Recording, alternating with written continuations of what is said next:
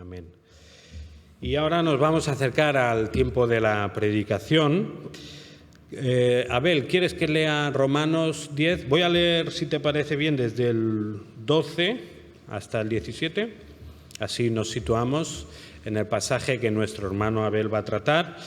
Hoy, como digo, es el día de misiones y pues quién más indicado en nuestra iglesia para predicar sobre las misiones que nuestro hermano Abel, que junto a Rafi pues han estado picando mucha piedra y predicando mucho evangelio por aquí, por nuestra España. Y hoy queremos centrarnos y ver a Jesús también como el Rey de nuestra misión. Vamos a leer Romanos 10, os leo del 10 y acabamos en el 17. Pero desde el 12 adelante. Porque no hay distinción entre judío y griego, pues el mismo Señor es Señor de todos, abundando en riquezas para todos los que le invocan, porque todo aquel que invoque el nombre del Señor será salvo. ¿Cómo pues invocarán a aquel en quien no han creído? ¿Y cómo creerán en aquel de quien no han oído? ¿Y cómo oirán sin haber quien les predique? ¿Y cómo predicarán si no son enviados? Tal como está escrito, cuán hermosos son los pies de los que anuncian el evangelio del bien. Sin embargo, no todos hicieron caso al Evangelio, porque Isaías dice, Señor, ¿quién ha creído a nuestro anuncio? Así que la fe viene del oír, y el oír por la palabra de Cristo. Pues Señor, queremos en esta mañana reconocerte como nuestro Rey, queremos reconocerte como lo más importante de nuestra vida. Y a la vez queremos que por medio de tu palabra nos animes, Señor, a invitar a todo el mundo, a invitar a todos aquellos que nos rodean a una relación de adoración y de amor contigo, Señor. Sabemos que todas las personas que no te conocen te necesitan desesperadamente. Sabemos que nada en esta vida, nada en este mundo puede llenar nuestro corazón, sino solo tú. Así que ahora, Señor, te pedimos que guíes a Abel, que por medio de él tú pues sigas obrando en nuestros corazones y que, Padre, pues nos motives para llevar a cabo esa misión que nos has encomendado. Te lo pedimos en el nombre de Jesús. Amén. ¿Qué fue primero, el huevo o la gallina? Puede parecer ridículo el planteamiento de este tipo, pero la gallina procede de un huevo. Pero es necesaria la gallina para tener un huevo. ¿En qué quedamos? Cuando hablamos de la historia de la salvación, me viene a la mente una analogía semejante. ¿Qué viene primero, el pecado o la redención? Pensad con detenimiento y no os precipitéis. ¿Qué viene primero, el pecado o la redención? Situamos la caída en Génesis capítulo 3, ¿verdad? E inmediatamente Dios anuncia la promesa de la salvación en Génesis 3:15, que dice, y pondré enemistad entre ti y la mujer, y entre tu simiente y su simiente, él te herirá en la cabeza y tú le herirás en el calcañar. Por todos reconocido como el protoevangelio, la promesa de redención. La respuesta parece clara, ¿no? Primero aparece el pecado y después viene la promesa. Sin embargo, en la primera carta del apóstol Pedro, leemos en el capítulo 1, versículos 18 al 20, dice así: sabiendo que no fuisteis redimidos de vuestra vana manera de vivir heredada de vuestros padres con cosas perecederas como oro o plata, sino con sangre preciosa como de un cordero sin tacha y sin mancha, la sangre de Cristo. Porque Él estaba preparado desde antes de la fundación del mundo, pero se ha manifestado en estos últimos tiempos por amor a vosotros, que por medio de él sois creyentes en Dios, que le resucitó de entre los muertos y le dio gloria, de manera que vuestra fe y esperanza sean en Dios. ¿Habéis leído bien el versículo 20? Porque él estaba preparado desde antes de la fundación del mundo. Aquí observamos que Dios diseña el plan de redención antes que la creación. Es decir, primero viene la promesa, el plan de redención, y después aparece el pecado. En otras palabras, Dios pone el remedio antes que la enfermedad.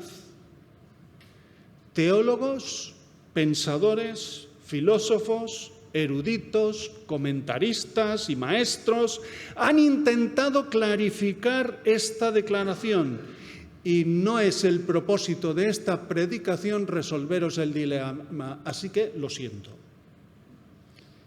Pero hay un detalle en el que sí quiero que paremos todos. La misión de Dios, el plan de redención, está en el corazón de Dios desde la eternidad. Quiere decir que Dios ya estaba pensando en ti y en mí antes de que naciéramos, incluso antes de crear el universo. Dios ya estaba pensando en ti.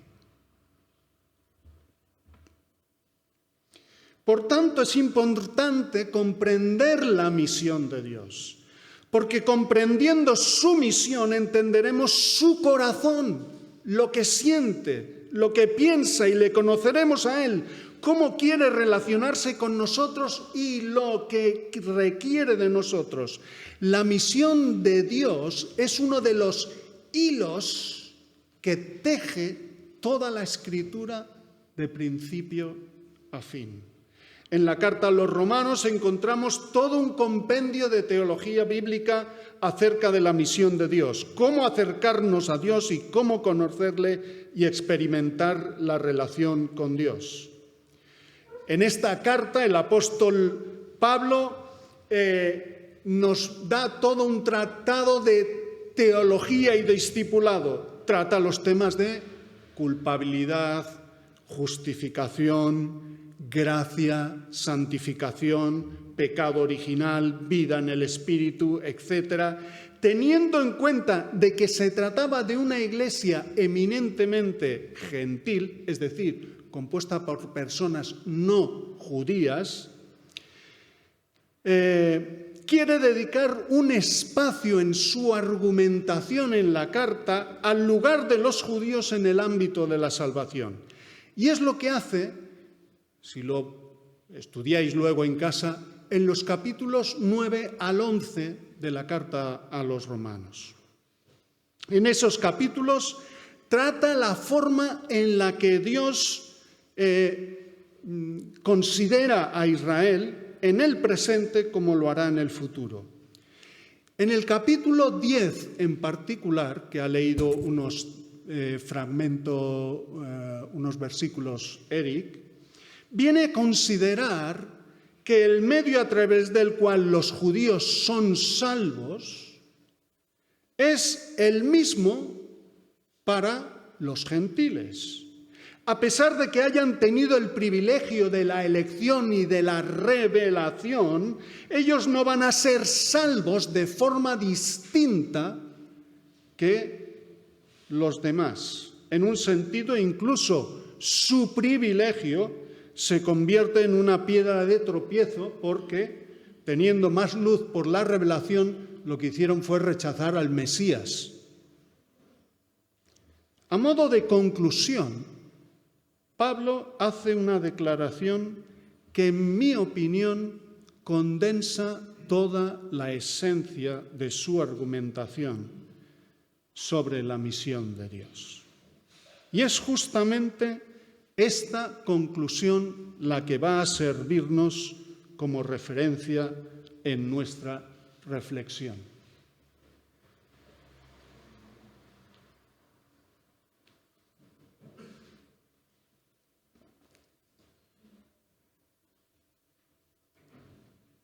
Así que la fe viene del oír.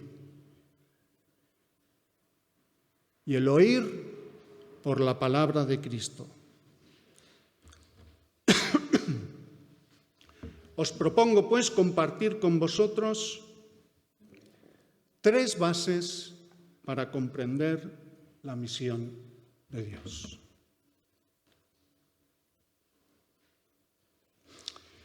La primera será el propósito de la misión, restaurar la confianza en Dios, la fe. La segunda base será el instrumento para la misión.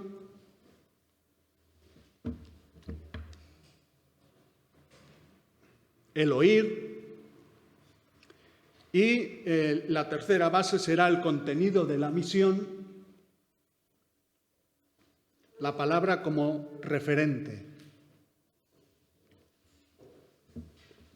Disculpad, el catarro de esta semana me pasa factura, y si veis que la voz se pierde o toso, pues por ahí va la cosa. Y como 2 que se acuestan en la misma cama se vuelven de la misma condición, pues ahí veis a la pobre Rafi que ha sufrido las consecuencias de mi catarro.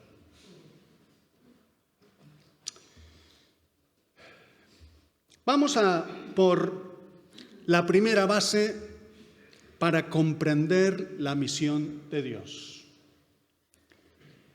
Restaurar el propósito de la misión, restaurar la confianza en Dios. La fe viene. La palabra fe es una de las palabras más relevantes en toda la Escritura, tanto en el Antiguo como en el Nuevo Testamento. La palabra fe se relaciona con vocablos con fidelidad, confianza o lealtad, mayormente en el Antiguo. Y en el Nuevo, la fe, que la palabra es pistis, por si alguno quiere saberlo, aparece hasta 245 veces, dando a entender el valor que el concepto tiene en la teología bíblica.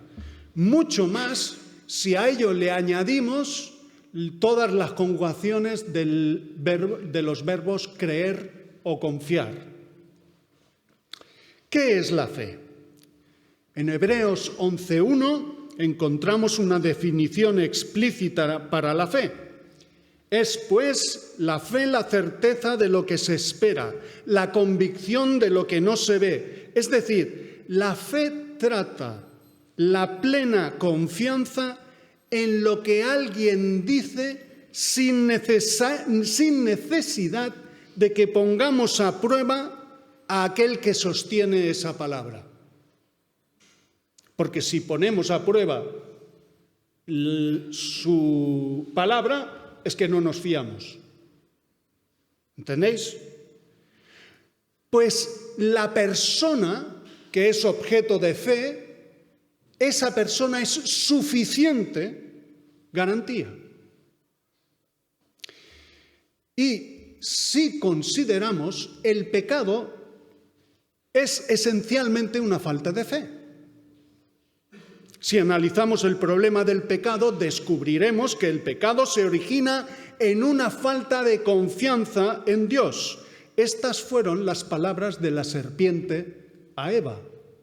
Con que Dios ha dicho. Con que Dios ha dicho. La fe tiene tal relevancia que el autor de la carta a los Hebreos sostiene que sin fe es imposible agradar a Dios. Hebreos 11:6. Por tanto, si el propósito de la redención en Cristo es la reconciliación con Dios, no puede haber reconciliación si no se restaura la confianza en Dios. Y aquí aparece la fe como principal valor de la redención. Por esa razón, la salvación está asociada al concepto de creer. Lo expresa Pablo en el texto de Romanos, versículo 9 del capítulo 10. Si confiesas con tu boca a Jesús por Señor y crees en tu corazón que Dios le resucitó de entre los muertos, serás salvo. El mismo Jesús en los Evangelios estableció ese criterio como fundamento de la redención. Por ejemplo, entre otros muchos, Juan 11:25. Yo soy la resurrección y la vida. El que cree en mí, aunque muera, vivirá. Y todo el que vive y cree en mí, no morirá jamás. ¿Crees esto?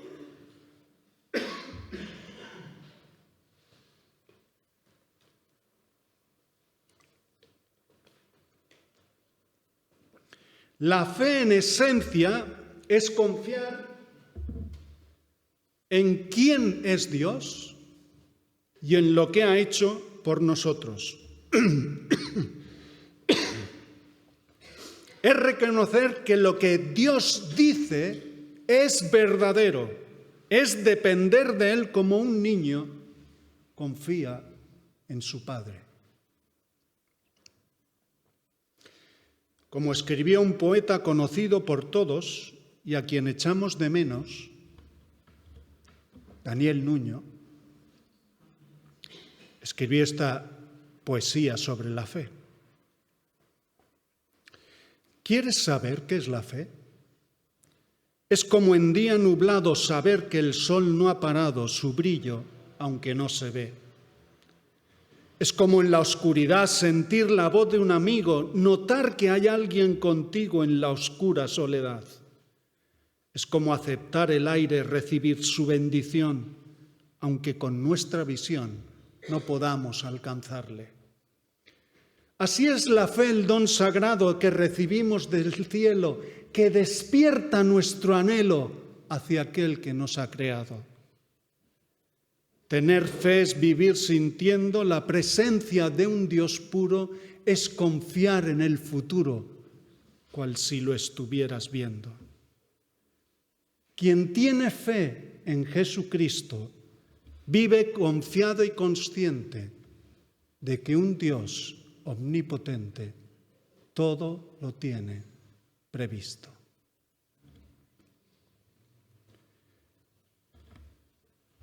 Desde antes de la fundación del mundo,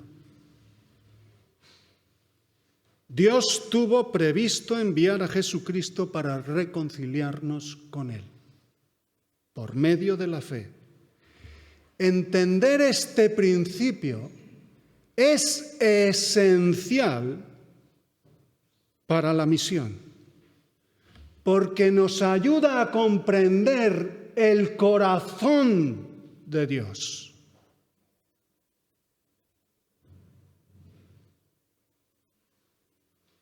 Cuán profundo es el apego, el amor que tiene por sus criaturas. Así que la fe viene del oír y el oír por la palabra de Cristo. La segunda base para comprender la misión de Dios es el instrumento de la misión. Es decir, captar la atención en el mensaje, el oír. La fe así que la fe viene del oír. El apóstol Pablo tiene en mente la misma argumentación que ha expuesto en el párrafo anterior.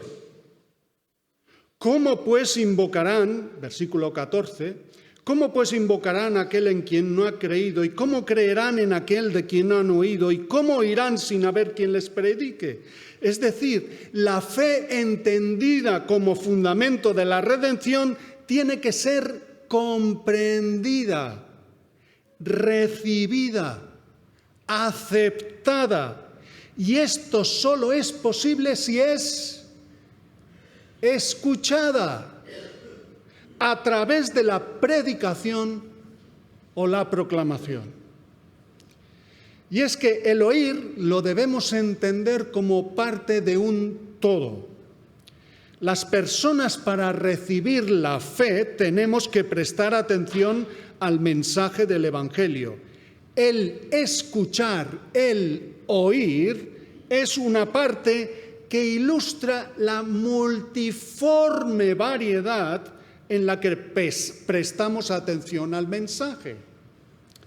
Porque no solo prestamos atención a un mensaje oído, sino a un mensaje leído, a un mensaje cantado o musical, a un mensaje gráfico o visual, a un mensaje gestual. La exposición al mensaje puede ser personal, en grupo o en masas, y la forma de recibirlo puede ser directa o indirecta.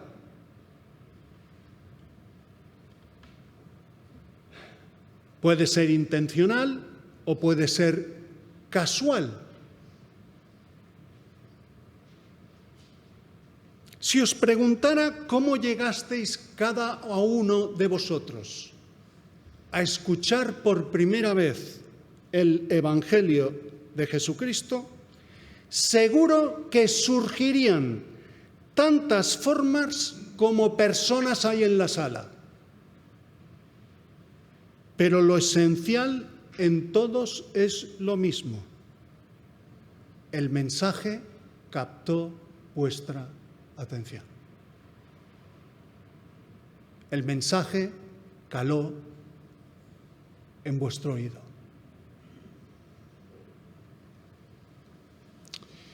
Un ejemplo claro de esta dinámica la encontramos en el caso de Cornelio, el primer gentil en recibir el Evangelio. Aunque era temeroso de Dios, Cornelio necesitó escuchar explícitamente el mensaje a través del apóstol Pedro.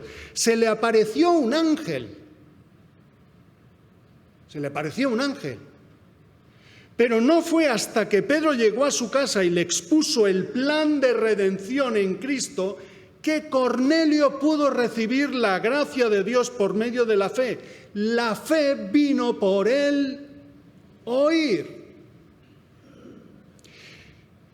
Notemos que en el caso de Cornelio existía una predisposición a escuchar. Por tanto, su actitud para escuchar a Pedro fue tremendamente favorable. Ojalá todos a los que compartiéramos el Evangelio estuviesen preparados como Cornelio.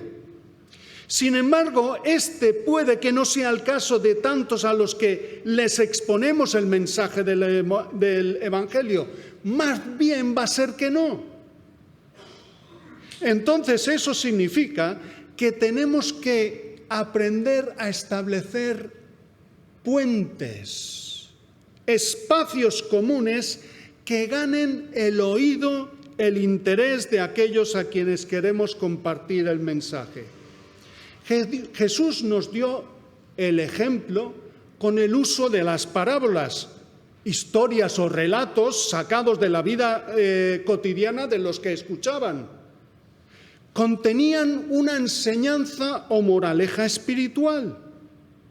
También recordamos a Jesús abordando a una mujer samaritana estableciendo un puente tan cotidiano como el de pedir un vaso de agua. Fijaos.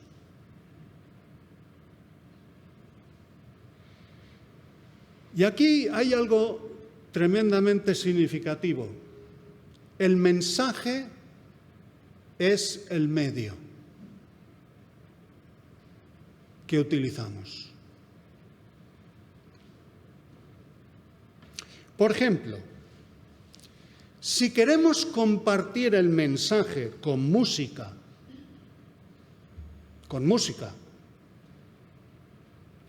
y usamos instrumentos desafinados,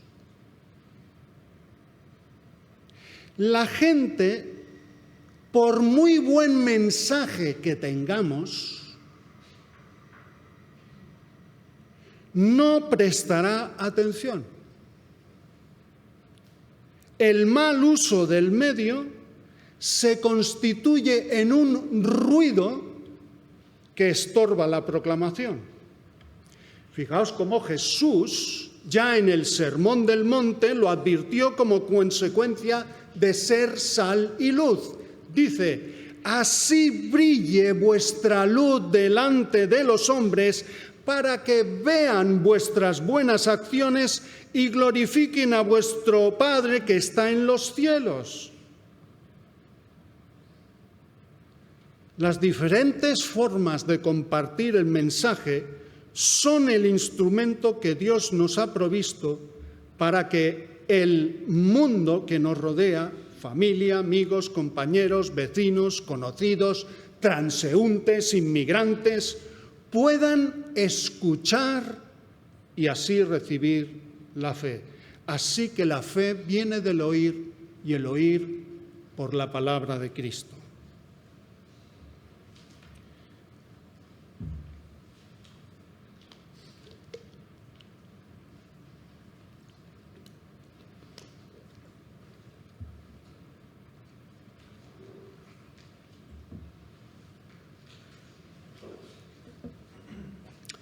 Vamos a la tercera base para comprender la misión de Dios. El contenido de la misión. La palabra como referente. Así que la fe viene del oír y el oír por la palabra de Cristo. Os habréis dado cuenta de que la versión de la Biblia en las Américas, que es la que yo uso como base, dice la palabra de Cristo, pero los que habéis leído en la Reina Valera del 60, habréis leído la palabra de Dios. Esto se debe a que hay una variante textual en los manuscritos los manuscritos que son copias de los originales que escribieron, que hacen referencia a la palabra de Cristo. La mayoría de manuscritos hacen referencia a la palabra de Cristo, pero algunos hablan de la palabra de Dios. Sea uno o sea el otro, la referencia es a la palabra que procede de Dios o de Cristo. Es a la proclamación de la palabra a la que hace alusión Pablo en el contexto de Romanos, versículo 8, Romanos 10, versículo 8, dice: cerca de ti está la palabra, en tu boca y en tu corazón, es decir, la palabra de fe que predicamos. Si observáis, en el capítulo 10 de Romanos hay al menos 11 citas del Antiguo Testamento. En ese solo capítulo hay al menos 11 citas. La relevancia que tiene la palabra, la importancia que para Pablo tiene argumentar que está fundamentado en la palabra. El mismo Jesús en la Gran Comisión en Mateo subraya que uno de los medios para hacer discípulos es enseñándoles a que guarden ¿el qué? Todo lo que os he mandado. Todo aquello que Jesús les había dicho. Por tanto, la fidelidad al mensaje de la palabra de Dios tiene que estar fuera de toda duda. Pablo ya lo dijo a los corintios: pues nada me propuse saber entre vosotros excepto a Jesucristo y a este crucificado. Y ahí tenemos a la palabra como autoridad suprema. Al tomar la palabra de Cristo como referencia, lo que está afirmando el autor es el principio de suprema autoridad de la palabra. Es decir, nada está por encima del criterio que nos presentan las Sagradas Escrituras. Y todos conocemos el dicho fundamental de la Reforma: sola Escritura, que fue uno de los pilares de la Reforma del siglo XVI. Ni la tradición, ni la filosofía están por encima de la verdad de Dios expresada en la Biblia. Y eso nos lleva a fijar la atención en la palabra. La fe viene por el oír la palabra de Cristo. Es la proclamación que centra la atención en el mensaje y no en el mensajero. Aquellos que escuchan el mensaje tienen que percibir a Cristo, no nuestra sabiduría. Tienen que identificar a Cristo en nuestra proclamación. Su oído tiene que estar impregnado de la palabra de Cristo. Aunque esto no quita que a nosotros nos toque ser coherentes con lo que predicamos. Tal como Santiago dice: sed hacedores de la palabra y no tan solamente oidores. No puede haber misión, no puede venir la fe sin la fidelidad al mensaje que procede de la palabra de Dios. Hemos observado las tres bases de la misión teniendo como texto base: así que la fe viene del oír y el oír por la palabra de Cristo. Hemos visto que el propósito de Dios para reconciliar al ser humano consigo mismo pasa por la comprensión de lo que es la fe bíblica. Básicamente, restaurar la confianza en Dios. No hay otra. El propio Dios lo pone en marcha porque demuestra su amor por sus criaturas. Hemos observado que el instrumento para la misión es la proclamación del Evangelio a través de lo que el autor denomina el oír. Múltiples formas, pero un instrumento común: ganar el oído del que escucha, captando su atención, su interés, estableciendo puentes. Y también hemos analizado la importancia de la palabra como referente para la misión. Se trata de poner el foco en lo que Dios ha dicho, en lo que dice, no en nuestras sutilezas y artimañas. ¿Cómo podemos aplicar esto a nuestras vidas? ¿Cómo podemos hacer de nuestras comunidades espacios para la fe, el oído y la palabra?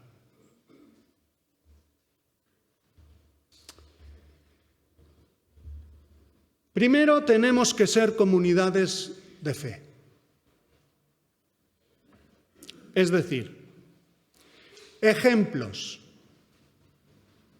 modelos vivos que reflejan los valores que emanan del reino de Dios. Esto quiere decir que nuestra confianza en Dios tiene que estar por encima de toda duda.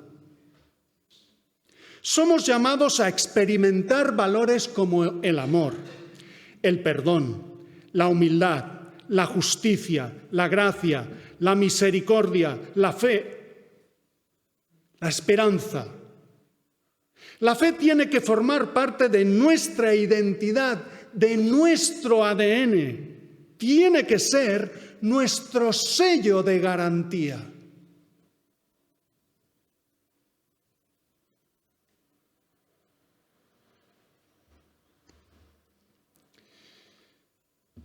Segundo, si la fe viene por el oír, entonces tenemos que aprovechar todas las opciones y oportunidades que nos ofrece nuestro tiempo para proclamar el Evangelio de Jesucristo. Es decir, nos tenemos que hacer presentes en los medios de comunicación, en las redes sociales, en la literatura, en el cine, en la música, el arte en general, en el ámbito de la educación, en la política, en la acción social, pero también en el terreno personal. Para cada uno de nosotros, nuestros primeros escuchantes, ¿quiénes son? Son nuestra familia, nuestros amigos, nuestros vecinos, nuestros compañeros de trabajo o estudio. Tenemos que ocupar el espacio social para que la gente oiga lo que tenemos que decir.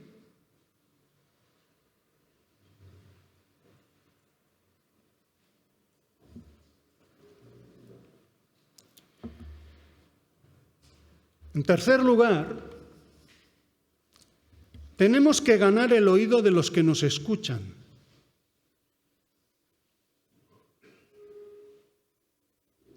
Y eso no ocurrirá si no establecemos puentes que nos acerquen a sus realidades. Realidades que son semejantes a las nuestras. Se trata de establecer relaciones de confianza que pongan en buena disposición a los que nos escuchan. Pero, ¿sabéis? Tenemos que hacerlo con respeto. Si la gente percibe que queremos hacerles prosélitos, huirán de nosotros. Esto significa que el tiempo no debe ser una condición, ni la obtención de resultados. No vivimos del éxito. No es una cuestión de éxito. Nosotros no convertimos a la gente, ni queremos convertirlos. Es una acción del Espíritu Santo.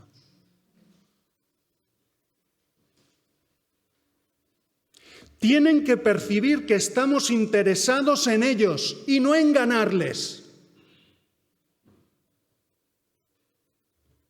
Tenemos que demostrar que les predicamos el Evangelio porque es lo mejor que tenemos para compartir con ellos.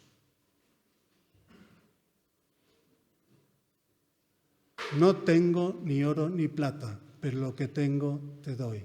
En el nombre de Jesucristo, levántate y anda.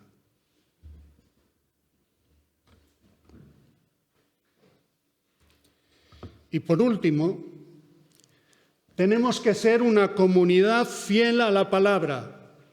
El oír la palabra de Dios conduce a la fe. El Evangelio no va de personalismos ni de héroes. Solo hay un prota. Y es Jesús. Y un contenido. Su palabra. Y esa palabra tiene que ser nuestro color de piel.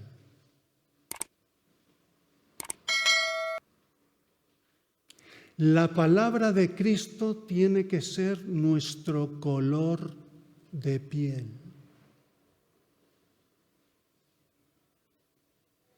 Es decir, cuando la gente nos escuche, tienen que ver reflejado a Jesús en nuestras palabras, en nuestras vidas. Todos somos misioneros, porque todos somos llamados a compartir el Evangelio, en mayor o menor grado, pero no nos queda otra. Es una responsabilidad que no puedes eludir.